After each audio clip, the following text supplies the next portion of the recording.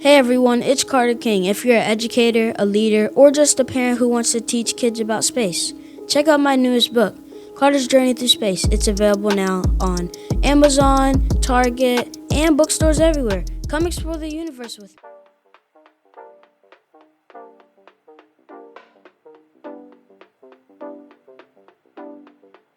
Welcome to another episode of the Contagious Culture Podcast. I'm your host, Kyle King, and the goal of this podcast is simple: to help you create environments where people thrive.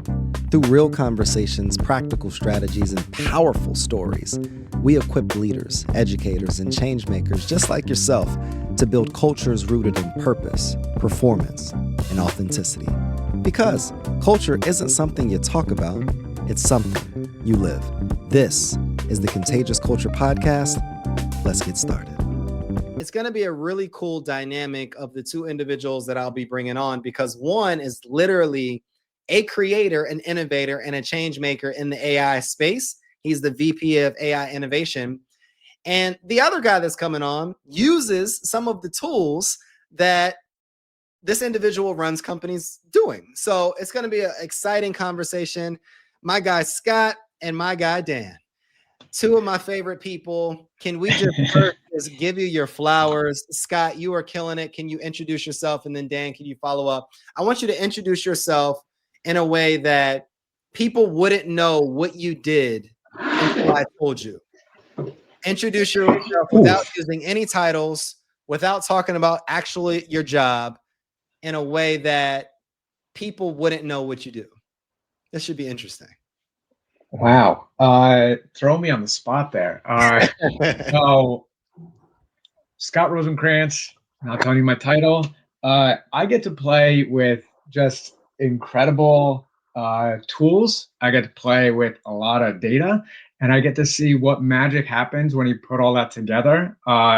Always keeping humans at the center and focusing on doing good with it. I like that one. That was good. Off the cuff too. I like it.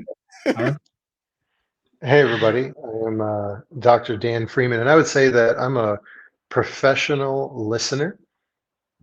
I'm that person that's taking everyone's stories and being able to put them in there and get all those juicy details that no one else has on a daily basis, while making people feel comfortable while they do it and helping them fulfill their dreams. Oh, that was a good one too. Good. I'm happy you went first, Scott. I think you win.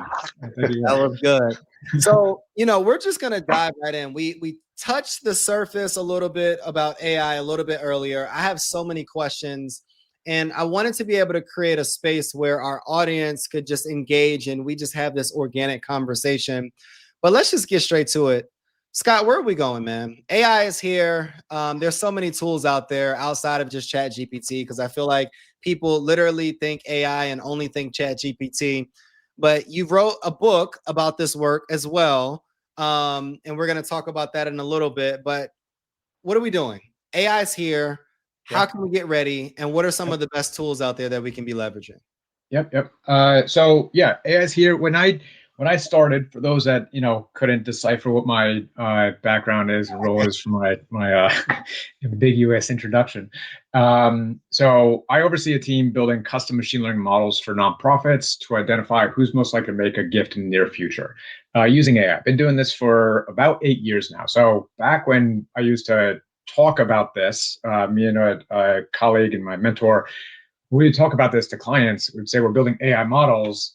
People will be like, well, that's just science fiction. So clearly you aren't, right? Like, we had to tell people that AI is in Netflix and Amazon and Google, and all the largest companies in the world are using AI, and that's why they're getting so big.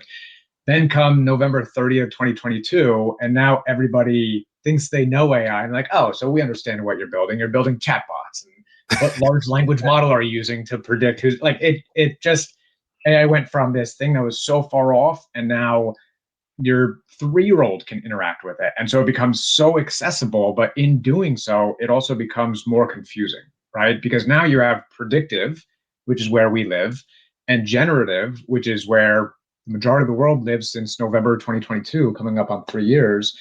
But they are two distinct tools, right? They don't answer the same questions. They don't do the same thing. They work very well together, But oftentimes, many people are just going to what's easy and sexier with the generative AI and thinking ChatGPT is the end all be all of what AI can do. And then the problem is that they aren't seeing success because they're like, well, I hear it's going to help me write an email, right? Or it's going to create this poem and I'm going to be able to send the best poem in the world. And then it's a little bit more challenging and they're not really moving their organization any further, right? It's like, oh, well, this isn't really all it's cracked up to be. And I think that's a problem that we're seeing. I think it's another part of that is some people think that they are just really killing it with AI. Like they are doing the absolute best that you can do. And you ask them what they're doing and they're using it to write emails. And they think that's all it can do, right? And we know that that's not the case. But like if you don't see, well, what else is an opportunity? What else is potential? How else can I use this technology to my benefit to give me more time back to do the things that I really want to do and not things I need to do? If you think that you're hitting the ceiling, you're going to miss the mark, That's right? good. And it's moving so fast that it's like email is going to be the norm for everyone, right? So we just always need to be looking out to see what's going to happen next with agents, right? Them coming down the pike at how can we leverage our organizations to make sure that instead of a team of 20 trying to raise 20 million, we could be a team of 20 trying to raise 80 million, 100 million, do more with less, like nonprofits been asked to do for so long. Dan, let me ask you this, from your perspective in the higher education realm, how is AI shaping that donor expectations, that student engagement, or even institutional advancement strategies as well? Yeah, I think to what Scott said to start, everyone's thing is email, right? And that's and that's the thing people look at and they're like, oh, well, I'm doing this and I can create more emails and I can send out more of them and this and that. And I think that's what people get stuck on because that's such an entry level way, right, to get into AI. And in some ways that's great, right? Because it's like if that's the way that gets you into it, cool, right? Then you can get exposed to more things.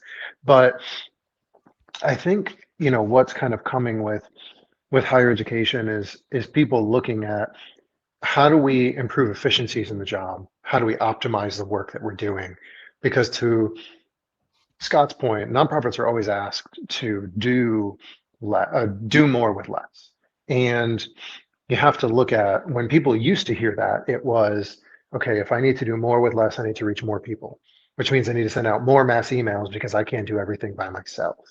And I think that kind of what we're going into now is these virtual engagement officers like we use that help people expand that capacity.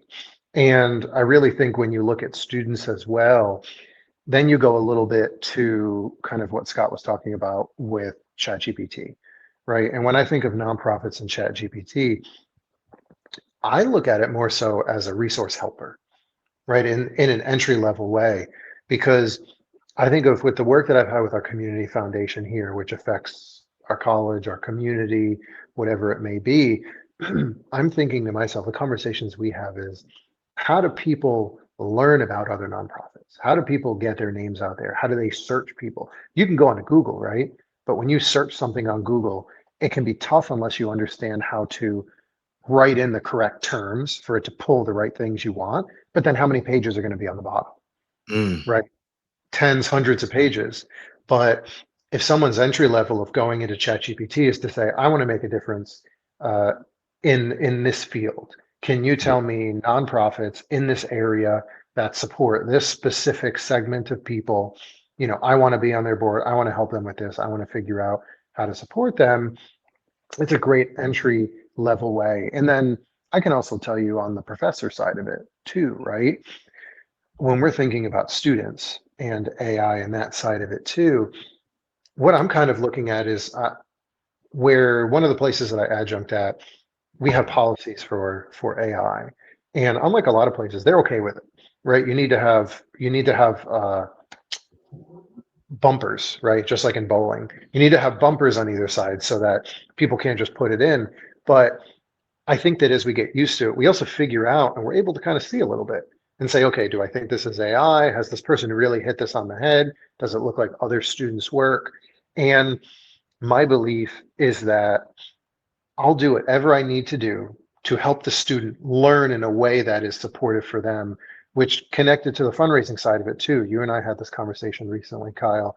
I believe that my job is to make things as easy as possible for a donor or prospect to give, to learn about our nonprofit, and to make sure that any roadblocks that could mess with their experience are removed. And AI is giving us some tools to do that.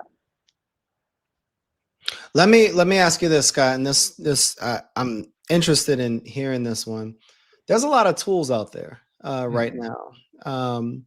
How do you evaluate, or how would you recommend someone evaluate whether an AI system is actually adding intelligence or just adding noise? Yeah, a good kind of distinction of where I feel like AI should be used, shouldn't be used in fundraising.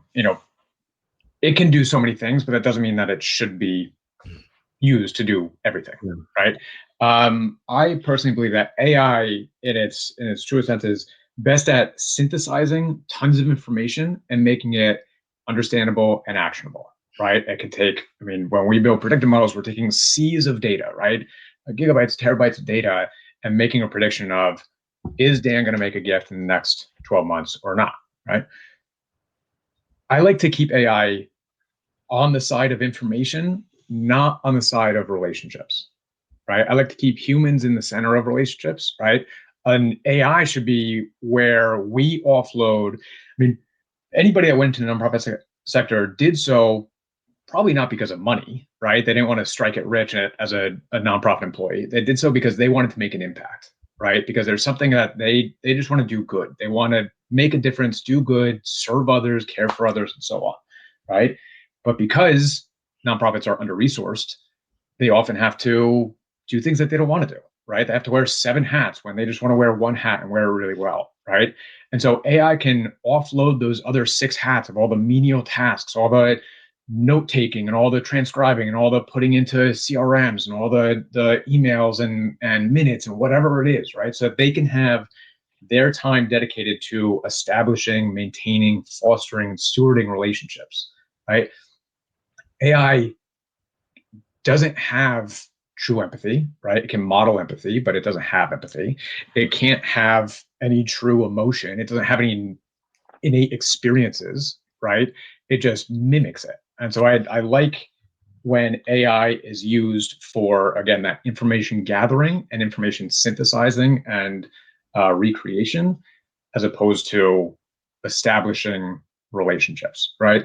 Some tools in the case, and again, obviously a little biased here, but I think Donor Search AI is a great tool for helping organizations find. No nonprofit that I've worked with in the past 8 years has enough team members to manage everyone in their database, right? So I understand the value of a virtual engagement officer, right?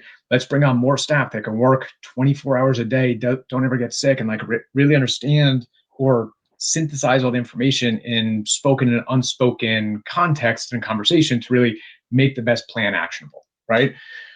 But if it's not about, to your point, Dan, it's not about more prospects. It's not about managing more relationships. It's about managing the right ones. And for so long, the data that was accessible to identify who the right person is versus the wrong person was just wealth screening. Who's wealthy, right? And if I have a large goal to hit and my goal increases year after year, I need to chase the wealthiest person I know and really try to get that yes, right? But instead, there are so many people at your organization that are raising their hand, that are saying, I really love what you do, but they're getting overlooked because they don't have the data that prioritizes them in a typical portfolio. When we dig in and we identify all the patterns that they're showing up in their email click-throughs, or they're attending certain events, or they're volunteering, or they're doing whatever it is, we're able to tell our organizations, the clients that we're working with, here's the people that you should be focusing on. You can actually mail to less people than you were originally, cut out 93% of the people we were mailing to, and increase your dollars raised by 10%. Get more money from less work, right? And that's the true value, like being more efficient with the limited resources you have. Because when you aren't efficient, that's when you're chasing the wrong people for the wrong reasons, and you're getting phone calls that aren't getting picked up. You're getting emails that aren't getting responded to. Direct mail teams are sending out pieces that cost money but get thrown away. Like, that's where burnout happens. That's where nonprofit employee turnover happens. And so if we could just pivot and say, all right, based on the information accessible, here's what I need to do. Here's what I focus on. And with fewer people, I can get better results. Then we have that time for that human-to-human connection. One of the questions that just came in is, how can leaders ensure that AI tools built for social good don't unintentionally create harm or bias in the communities that they're trying to serve? I'd love for both of your opinions. Yeah. Dan, you want to take that one first? Sure. Yeah. So, I mean, in this kind of, I'm going to tie this in because Scott was saying some really great things. So I want to tie this into that. One of the biggest things that I've seen in higher education shops is that people keep thinking you need to bring on fundraisers, right? No, humans aren't perfect, right? And neither is AI. But people keep saying they need to bring on fundraisers, but they're not taking the time to invest in the back end, which is what you need to really optimize and help with the strategy for those fundraisers you have. So those fundraisers end up going out, seeing too many people, qualifying, spending all this time, when if they had more support on the back end from the work that Scott is doing, then they can have more efficiency, they can optimize the work, they can do the screenings, they can do everything and say, hey, I've got you 100 people that we've done all this data on, we've looked at their public stuff, we've done this extra research, made bios. These are the people you need to focus on. Don't waste your time looking through these other things, because as you're on these top 100 for you, I'm going to work on the back end. And I want to pull that into kind of that bias, that question that the individual was just talking about, was if there is a focus on that back end of really doing that work, working with a fundraiser, working with whether it's AI or a prospect manager or prospect research to do that on the back end, I think that's where it starts, right? Because you can't rely on one person to do that. And it's no offense to fundraisers, and we're great listeners, but we all have our blind spots. And there needs to be a team of people working together on the back end to say, are we doing the right thing? Are we going to ask the right questions? Are we setting this fundraiser up for success with this potential prospect, making sure that we see, okay, they give to XYZ. Are we having a conversation that's relative to that? And we're not having something that's way out in left field, right? That is completely off the chart, that may be biased to them. If it's only a fundraiser, they may have missed information, whether it's a social media post, whether it's an article that they've written or been about, whatever it may be. But I think it's about doing that work on the back end. And I think that's really the space where AI just really helps just increase that capacity to make sure that the right decisions are being made and the right information is being synthesized. Yeah, I think that's a great point. I think surfacing all that to make that recommendation of what is the next step, right? And then offloading it to the individual who can take that next step and do so in a way to again, like, maintain that intimate connection between the organization, which they are the face of, and the donor relationship, which that person just wants to give all their gratitude and generosity towards that organization. I think another thing, going back to the question about bias, is transparency is key, right? What's that saying? Trust is, hard to earn but easily lost, right? Nonprofits, all we have is trust. We don't have, when someone gives you money, their hard-earned dollars for a gift, they're trusting that you're using it in a way that you said you would, right? They're not getting anything else in return to evaluate how that relationship went, except your word. And so when we build models, we make it as transparent as possible, right? We're telling our clients, and even if a model isn't built for you, but going to the question, identify how that model is built, identify what data points are fed into it, right? What data points are leading to, whether it's a predictive model, what's making those predictions. Traditionally, philanthropy has been driven by older, rich white men, right? And so if we built a model that took into account age, race, gender, and capacity, it's going to find most of your database, it tends to lean towards older, white, rich men, right? And so that's just perpetuating bias that we don't want to do. It should be focused on less about who they are, more on how they're engaging, right? How are they showing up, where everybody has the same opportunity to have that high likelihood to make a gift because they're engaging in such a way. Engagement is not biased, right? Engagement is open to everyone. And so I think asking for, if you're using an AI tool, what transparency do you have in how it's built? Another rule of thumb is, if you aren't paying for the product, you are the product, right? With ChatGPT, if you are using a free license, your data is getting used to help ChatGPT or OpenAI make billions of dollars, right? Whereas $20 a month allow you to cut down the restrictions so that your data is not being used to train them all. But that's why Facebook is free for everybody, because Facebook is making billions of dollars on ads by selling your data, right? So if you aren't paying for the product, you are the product. That's another thing to just kind of keep in mind when you're vetting tools and evaluating what level of transparency is there, so I know that what you say you're doing, you actually are doing, the level of trust I have with you, and then how are you treating my data as just mine and not for open source. Dan, I'm interested in, and that was such a powerful perspective that you gave, Scott. I'm interested in, like, what are the specific challenges that colleges are facing when adopting AI? Like, and how do you guide teams through a lot of those probably fears and misconceptions? What are some of those conversations that you're having? Hey, it's Kyle. Sorry to interrupt your programming, but I got a quick culture check for you. How's your team's energy right now? I mean, literally, right now. Are people feeling inspired? Or are they just showing up? See, here's the truth. Culture doesn't change because we talk about it. It changes because we live it actively every single day. And that's what I help organizations do. Build contagious cultures that people actually want to be a part of. Through keynote talks, interactive trainings, and hands-on consulting, I help leaders transform the way their teams connect, perform, and grow. So if your culture needs a little bit of spark, let's light it up together. Visit theculturelab.org, again, theculturelab.org, or connect with me directly on LinkedIn at Kyle S. King to learn more about how we can work together. Because remember, your culture is contagious. Make it worth catching.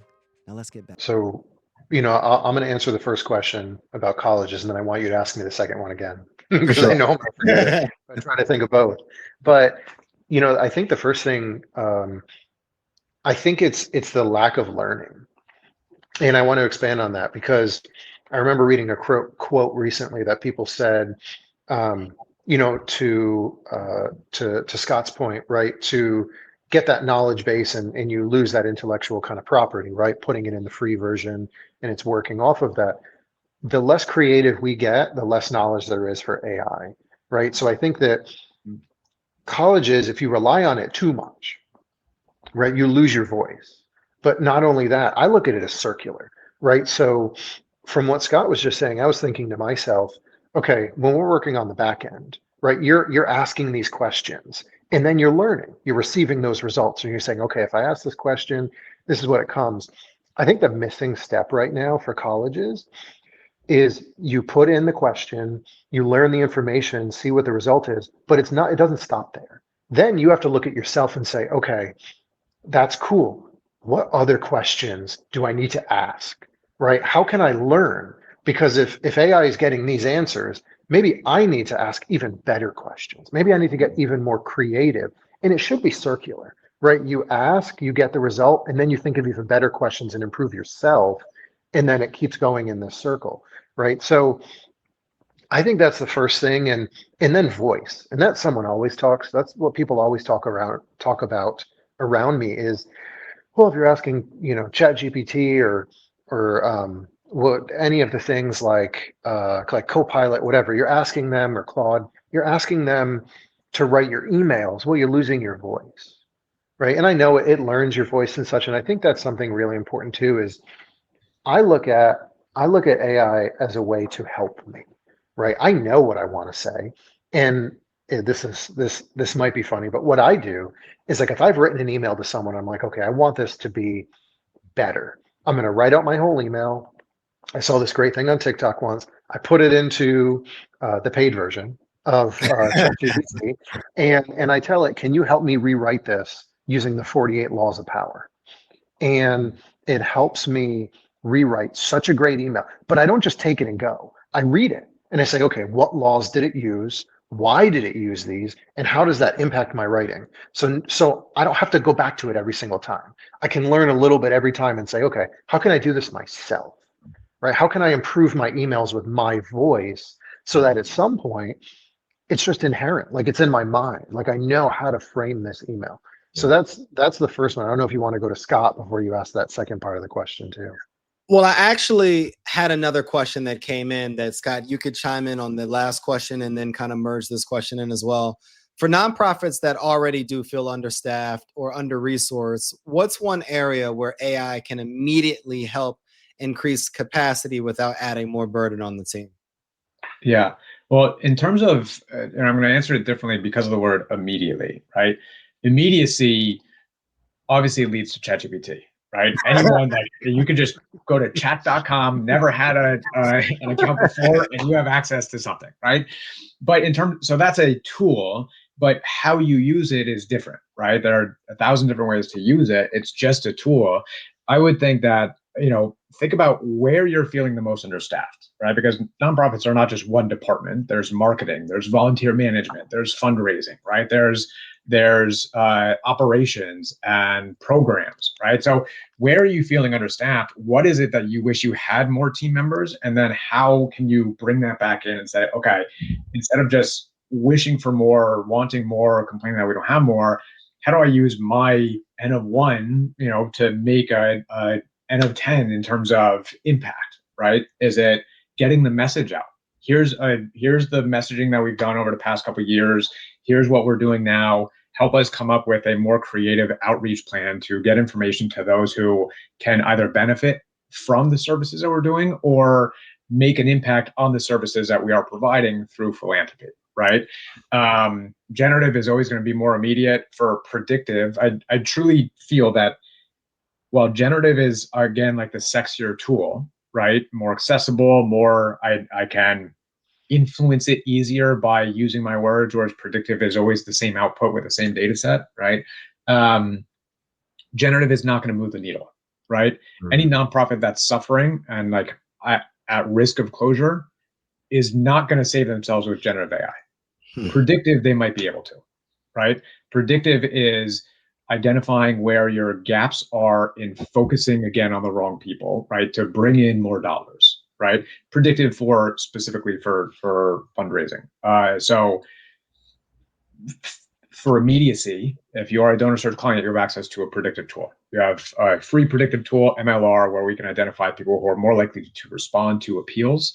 And we have organizations who have covered the cost of their entire contract through one appeal using this data set. So under-resourced, getting the right people in front of you when you don't have a team of 10, you have a team of 1. Again, identify the people that you need to be getting in front of.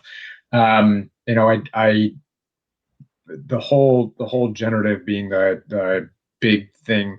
When we wrote our book, Nonprofit AI, every AI book now is on generative AI, right? Every AI expert is about generative AI. And again, Facebook didn't become as large as they are because of generative AI. Amazon didn't become as large as they are because of generative AI. It's all predictive AI that's been running behind the scenes for decades now and not getting the attention it deserves, right? So we made sure that when we wrote that book, we went through each department that a nonprofit might have: volunteer management, marketing, financials, right? And talked about how you could use generative AI, but also how you could use predictive AI. And then going into even further, how can you use AI autonomously, right? How can you do automation so that way you don't have to manually intervene in every step of the way, but let AI handle the things, low risk, high impact things that AI can do best, and you get your time to focus on something else. That's good. Dan, I'd love to hear your perspective on that. Yeah, shout out to Adam Grant, who says, in a world of specialists, we need more generalists. And I say that because in my career, having worked in athletic fundraising and then gone into academic, I've been in a lot of small shops, and that's taught me how to do prospect management, prospect research, how to do data analytics. Like, I've had those experiences and learned from some really great people. And, my first space into that was using Tableau, right? Originally I helped people transition to Razor's Edge. Almost like 7 years ago when I was at Asheville, I did a presentation on it. And that was like my first piece into some of those things.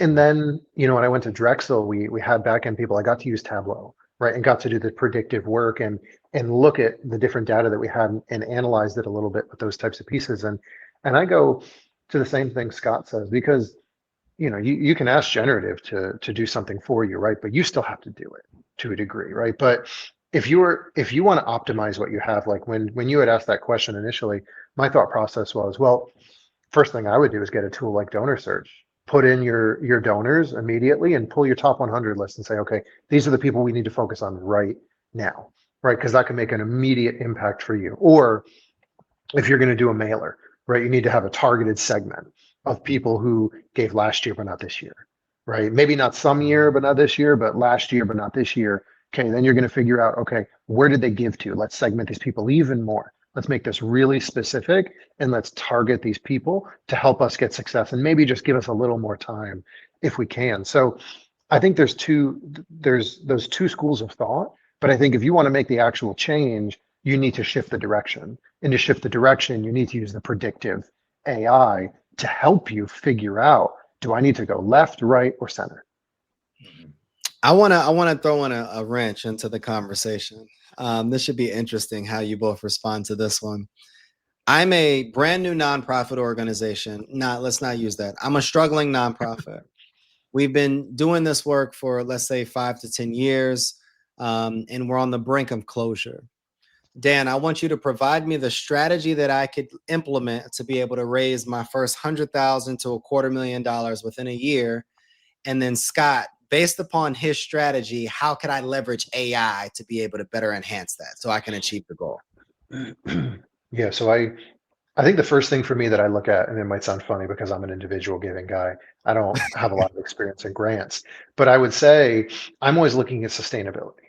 And I would say that it's a lot easier and quicker to apply for a grant, whether it's 25 or 50,000 or 100,000 or $250,000, than it is to go build a relationship with someone that maybe is a prospect, maybe has given to a similar organization, to our point earlier, to build their trust, right? So the first thing I would say is, you've either got to find someone willing to donate their time, or if this nonprofit has someone who's good at grants, they need to focus on that, right? They need to essentially they need to slap on that stick tape on the boat so that no water gets in anymore, right? For the time being, like they need to slow that water down and they just stop it completely.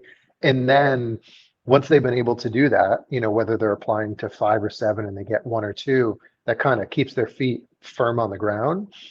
Then I would say going in, and I would say really going through their database and looking for people. Like my first thing, anywhere I go new, I look and I say, okay, I'm going to pull a list of people who've given 7 to 10 years every single year consecutively, because those are really great plan giving people, or people to increase their giving, right? Because they've shown affinity, they've shown us support, and they believe in us, and there's trust because they've continued to do it, and they could probably make referrals. So those are probably the first few things that I would do. I'm thinking of the infomercial where that guy slaps on I forget the name of it, slaps on that tape onto the boat so that the water stops going through it. Like that's what I'm thinking of to start. But that's kind of what's on my mind, just as like a simplistic way. Perfect. Scott. Yeah. Well, I think Dan had the harder part. Throwing AI on it is easy, right? Coming up with the strategy is hard. For those of you who don't have a Dan, like, this is a good place for AI to be helpful, right? I am at a struggling nonprofit. Here's our mission. Here's our challenges. Here's our numbers for the past 5 years. Like, what are creative ways that we can use the minimal resources we have to stop this bleeding, right? Throw that tape on it so that no more water gets to the boat. So that's where, if you didn't have a Dan, like, come up with that strategy. But using his strategy, I'd tackle it a couple different ways. Like he said, first in, using Perplexity. I love Perplexity. I kind of couple it with ChatGPT. Usually when I'm doing research, I use Perplexity. But throw in, this is my organization. Here's our website. Here's our annual reports. Tell me 30 grant giving organizations that you think we have a good chance of being able to submit a grant to and successfully get that grant. Rank order them and what you think will be easily accessible based on what they've given in the past, and then use our mission statement in our document to complete that grant. right? That might not be one step, that might be a couple of steps, but it's someone isn't sitting there completing out 30 grants, right? Taking a 5-paragraph grant submission and turning it into 15 bullet points, then turning it back into 2 pages, right? Doing all that work. AI is doing that for you. Then going back to what Dan said earlier, using donor search to identify, here's what people have given, like, where are we missing the mark? How do we identify the people that we need to get in front of now, right? We know that when someone has a high predictive score with our tool, sometimes it's less about capacity, right? Kyle, you could have capacity of $100 million, and kudos to you for having that. Hard work there, right? But if your largest charitable gift was $5, your capacity doesn't matter, right? Also, on the flip side, we know that capacity, when we determine capacity, we're not going in someone's bank account, so we don't really know what it is. We can guess, right? But if you have a capacity on the other end of $1,000 and you've made a $500,000 gift somewhere, we know that you see the value of philanthropy and that you have stretched to make that type of commitment to an organization you believe in. So if we have a high predictive score for someone in your database, look at the size of giving that they've given elsewhere. That's your target, right? Identify that as that's where we're going to go in. We just have to make the strongest case. I started as a prospect researcher, and so I love working through exercises of using the tools to identify who in the community might be able to give that maybe isn't in our database, but their philanthropic support has been in line with things that we do, and then feed that information to a Perplexity or ChatGPT and say, okay, take on the persona of Kyle King and help me craft the greatest strategy so that when I ask you for a gift, I have the best chance of getting that gift. That's right. Good. So I would be having you build it for me so that I can ask you and get the best chance. That's good.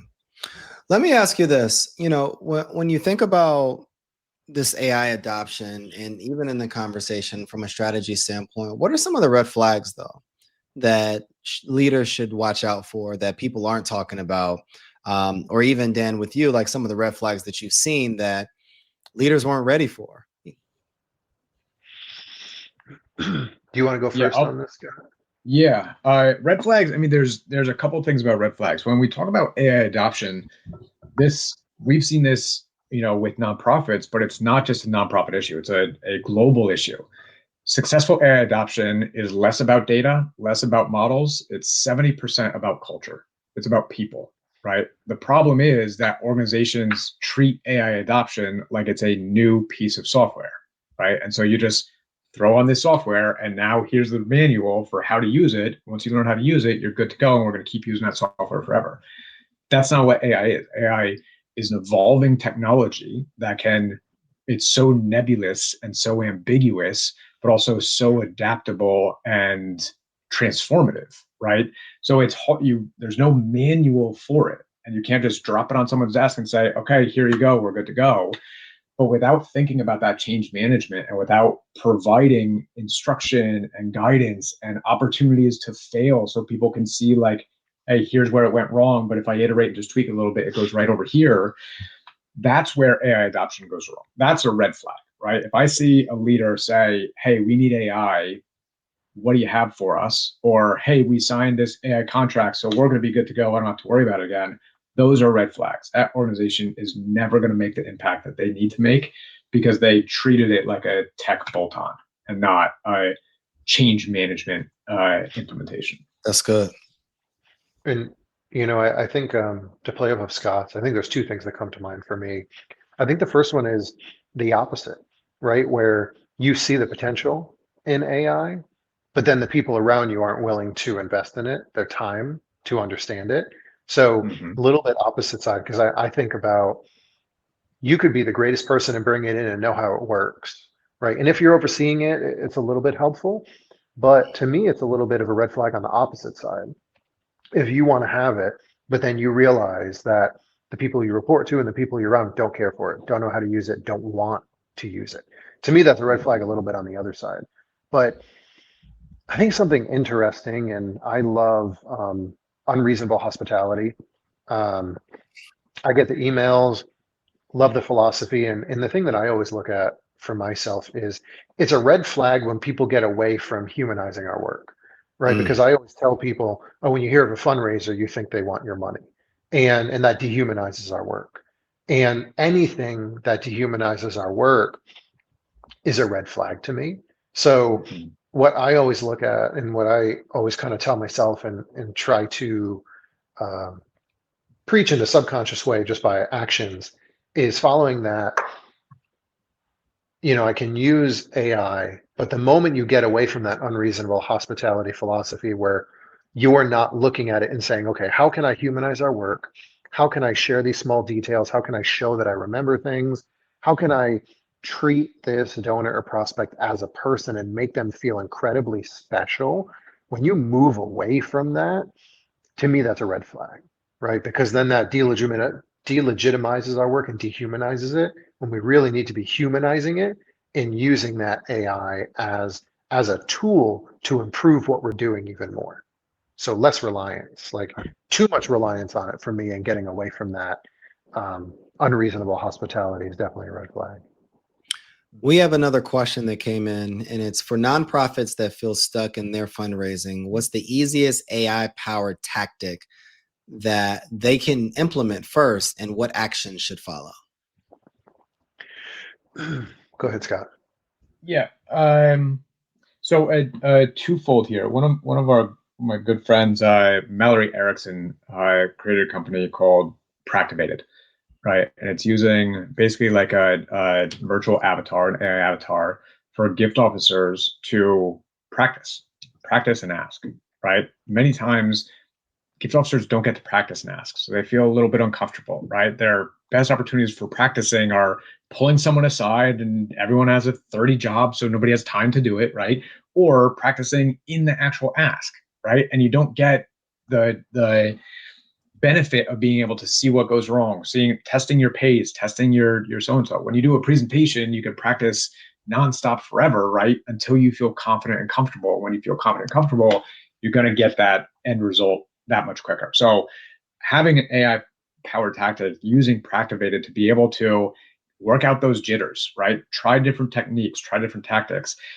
But part of that is having that AI avatar take on the persona of the person, right? So even if you don't have access to Practivated, bringing it back to no donors are the same. No two donors are the same or give for the same reason or have the same backstory. And like you were saying, then remembering all that information, taking all that information in, showing that you care, that you have that relationship building experience with them, but also you recognize their own uniqueness and their own story and their own perspective. So help AI do that with you, right?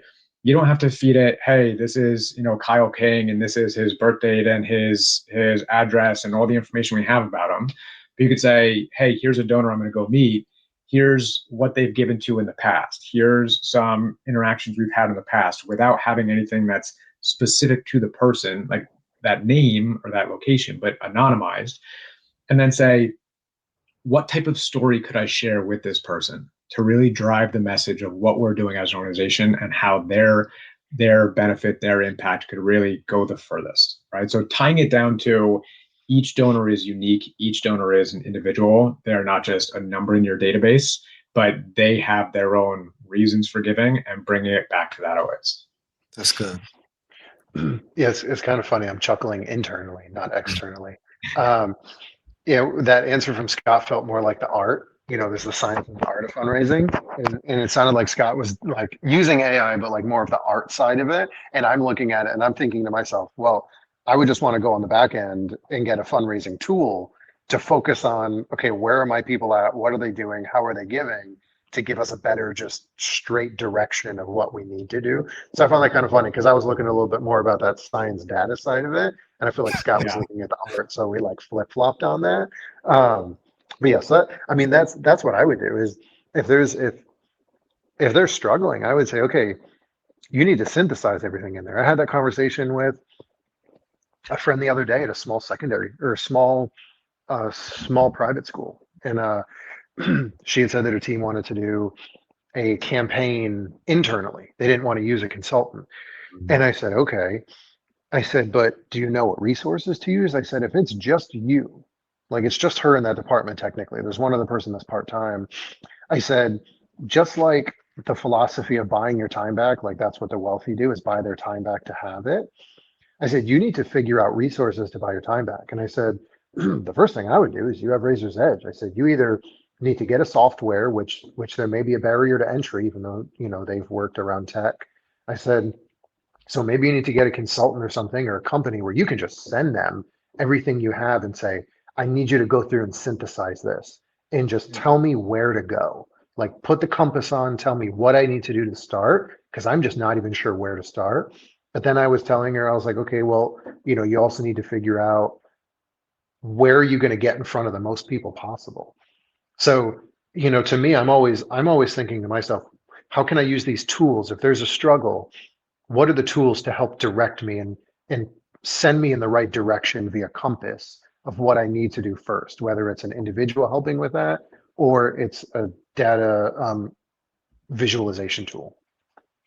Let me ask you both this. What is a question that nobody's asking, whether in the advancement or fundraising space, Dan, or in the artificial intelligence technology space, Scott?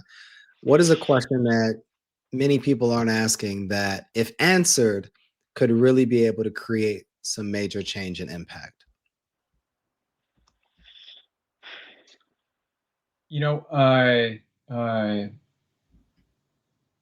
Another one of my friends, Kaz McGrath, she did this exercise of, let me take a step back.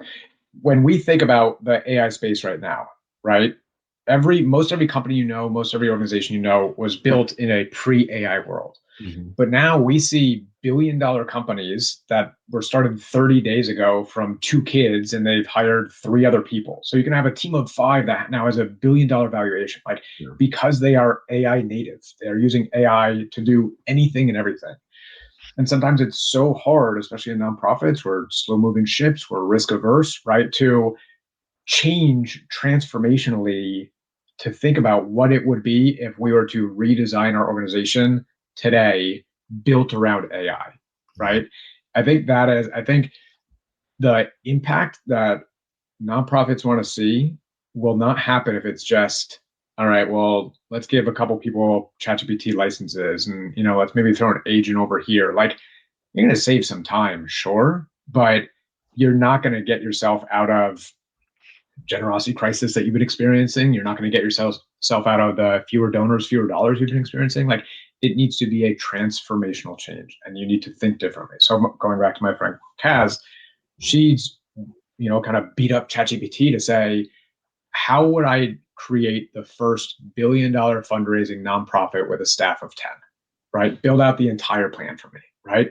Whether it's achievable or not, like, it's about going to that creative side and unlocking some of those things of, like, maybe it's not this exactly what it said, but that's a great starting point. If I just pivot it this way, maybe this is where we can get it, right? Maybe we're not looking to be $1 billion with just 10 people, but 500 million with 20 people, something along those lines. Just like, think about it differently, fundamentally being AI native. AI is not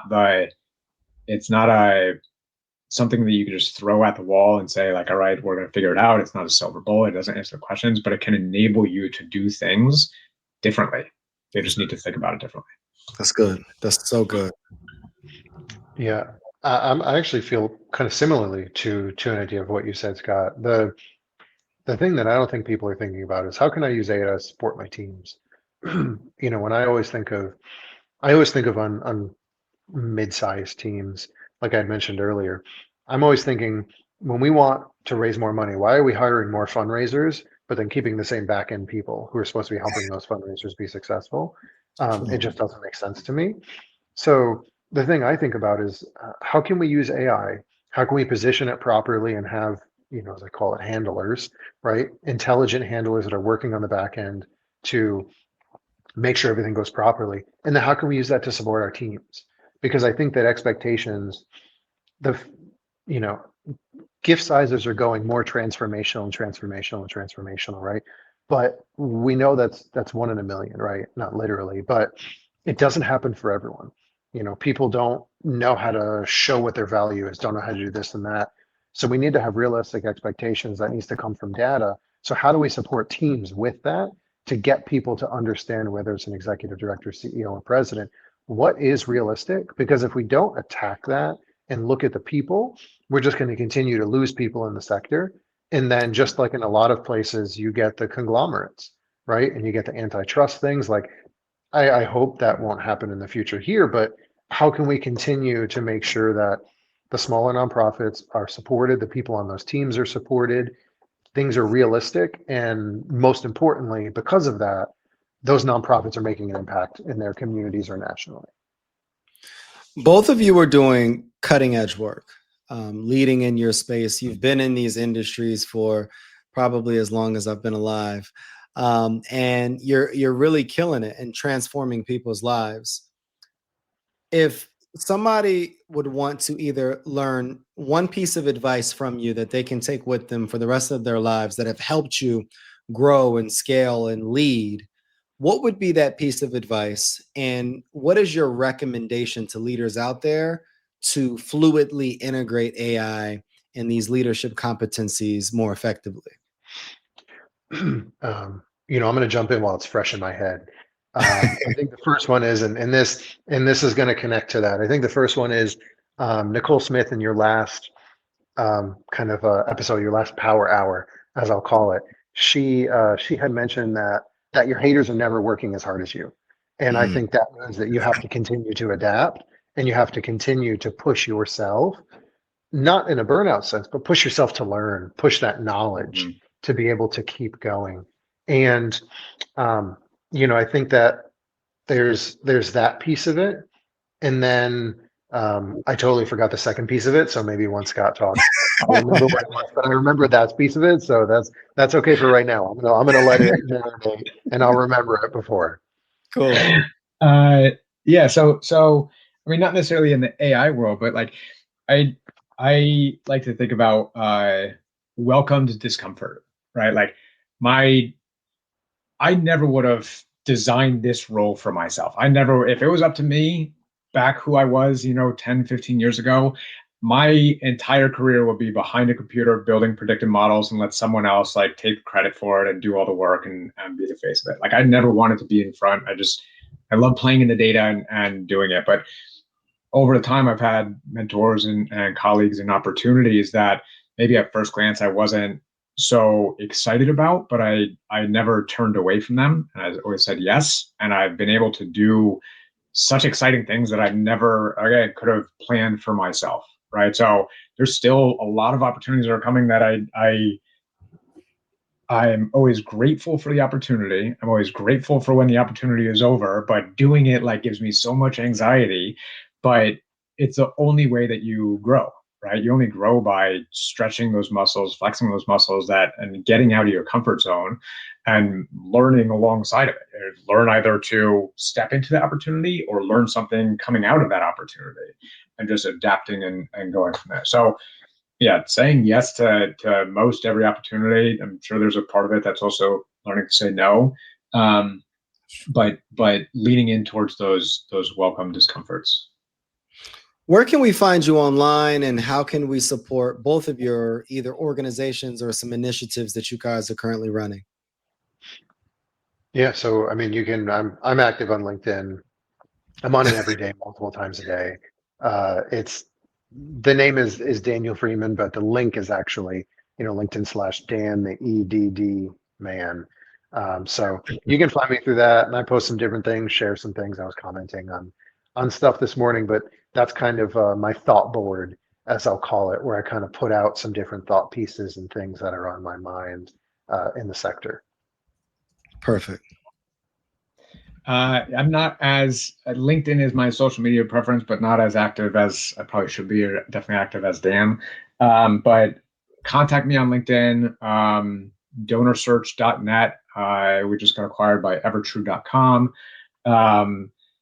nonprofitaibook.com. If you go there, there's actually a page on resources where we give prompt libraries, we give personas that you could plug into ChatGPT to be a benefactor or donor to role play some scenarios. Fundraising.ai if you're looking to build out your governance policy or you're looking to see how other people are using AI responsibly and beneficially in the nonprofit sector. We have a free organization called fundraising.ai, so join that. Annual summit where there's videos all along that you could watch and download and plenty of resources there. And then my website, scottrosenkrans.com. I have one final question that I thought through that I want to be able to ask, because you two are, again, leaders in not just your space in your industry, but in also how you operate as a professional as well. For young leaders, for people that are tuning in that want to be able to create more, lead more, impact more, looking ahead, what is one single mindset shift or habit that they can implement in their day to day or weekly or just in their life in general that could transform the way that they approach their own lives as well as their leadership? I said this to someone yesterday. It's a Ronnie Coleman quote from my days in track and field. Everyone wants to be strong, but no one wants to live this heavy old weight.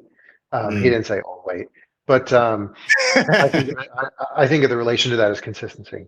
In our work, everyone wants something great, but no one's willing to be consistent. And I'm not necessarily talking about LinkedIn posting and such, but as an individual, I think that it's really important in your work to be consistent, and that means consistent in execution, consistent in the way that you want to treat your coworkers and your donors and your prospects, and consistent in the way that you hold yourself. And I want to say I remember what I was going to say, and this is going to be a real hot take, and I hope you're ready for it. This is just how I feel lately. People who play the game are the most insecure people that you will be around. People who play the game are afraid to be themselves. They're insecure, so they play the game as someone else.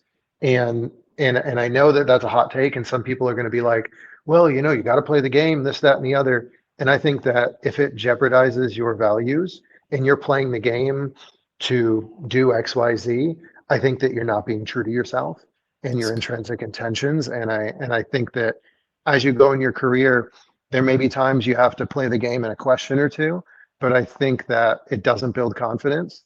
And I think that it's the most insecure thing that you can do. You've got to be yourself, and you've got to be focused on what your values are intrinsically. Dan, oh my gosh, I'm pulling my teeth over here because I wish you would have said that. We don't have enough time to go into it. But, I just remembered it. I'm sorry. And I know we're talking on Friday too, so we'll definitely. I wrote that down. We're definitely going to be able to bring that back up because that's a hot take. I have so many thoughts about that statement. I want to publicly thank both of you so much for this conversation, for you saying yes, for the depth, for the practicality. This was definitely a technical conversation. I'm like, oh my gosh. And I just really want to just say thank you again for continuing to remind us that AI isn't just about technology. It's about leadership. It's about intention. It's about reflection. It's about mission. And ensuring that we are developing and integrating tools that are mission aligned is super important. So to everyone tuning in, this is your moment to lean in. You don't need to become an AI expert overnight. You just need to become a little bit more AI aware in your space. One who's asking better questions, one who's experimenting with purpose, examining what your organization needs so that we can ensure that people are at the center of every single decision. And if you took one thing away from today, our audience, I want it to be this. It's something that I wrote down earlier. The future will not belong to the organizations that use AI the fastest. It will belong to the ones who use AI the wisest. So that's my word for today. I appreciate you both so much. I'm sure we'll be talking soon. And let's keep this ship rolling. We're at 5 hours, y'all. Let's do this. Awesome. Thanks, Kyle. Appreciate it. Thanks for tuning in to the Contagious Culture Podcast. If this episode challenged or inspired you, hey, take a second to share it with someone who's building culture in their world. Make sure to like, subscribe, and leave a review. It helps more leaders, educators, and change makers just like yourself join the movement. You can connect with me on LinkedIn or YouTube at Kyle S. King for more tips, tools, and methodologies to be able to help you create this ecosystem of absolute excellence. Until next time, lead boldly, live intentionally, and remember, your culture is contagious. Make it worth catching.